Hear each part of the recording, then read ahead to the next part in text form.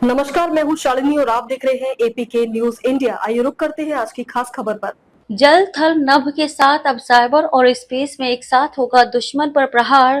तीनों सेनाओं ने मिलकर तैयार किया संयुक्त सैन्य सिद्धांत। भारतीय सेना के जल थल और नभ के कम्युनिकेशन एवं रडार सिस्टम अब एक साथ मिलकर दुश्मन का सामना करेंगे।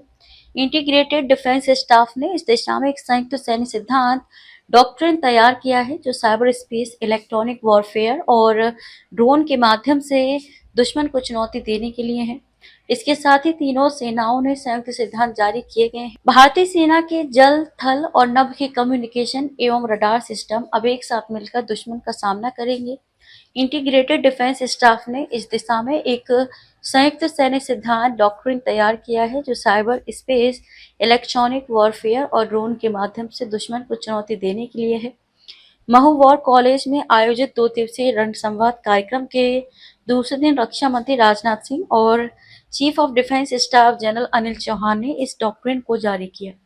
इस डॉक्ट्रिन के तहत विशेष बलों और एयरबोर्न व हेलीबोर्न संचालन के लिए भी संयुक्त सिद्धांत जारी किए गए हैं।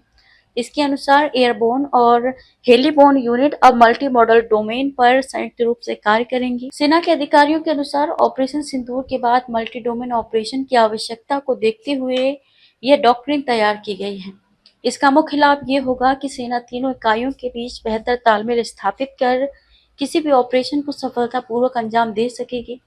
इस आधार पर सेना पहली बार हाइब्रिड मॉडल अपनाकर दुश्मनों को चारों ओर से नुकसान पहुंचाने के साथ देश की सुरक्षा करेगी। रक्षा मंत्री राजनाथ सिंह ने अपने संबोधन में कहा कि भारत कभी भी युद्ध की इच्छा रखने वाला देश नहीं रहा है, लेकिन यदि कोई चुनौती प्रस्तुत करता है तो भारत उसे पूरी ताकत से जवाब देने के लिए तैयार है।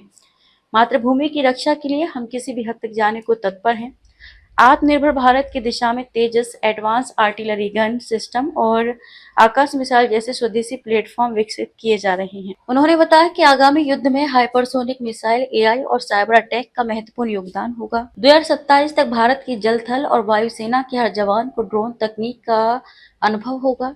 उन्होंने ये भी कहा कि भविष्य के युद्ध केवल हथियारों की लड़ाई नहीं होंगे, बल्कि तकनीक, खुफिया अर्थव्यवस्था और कूटनीति का मिश्रण होंगे। ट्रेटर के अनुसार सीडीएस जनरल अनिल चौहान ने कहा कि प्रस्तावित त्रिसेवा कमान पर सेना में उत्पन्न असहमति का समाधान राष्ट्रीय हित को ध्यान में रखते हुए किया जाएगा।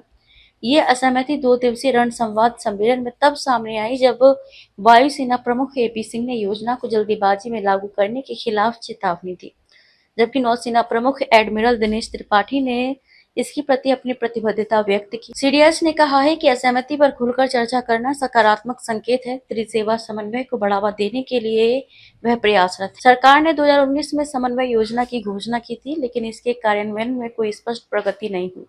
इसके तहत सरकार सेना, वायुसेना और नौसेना की क्षमताओं को एकीकृत करने का प्रयास कर रही है। अब तक के लिए बस इतना ही। फिर मिलते हैं एक ऐसी ही बड़ी और ताजा खबर के साथ।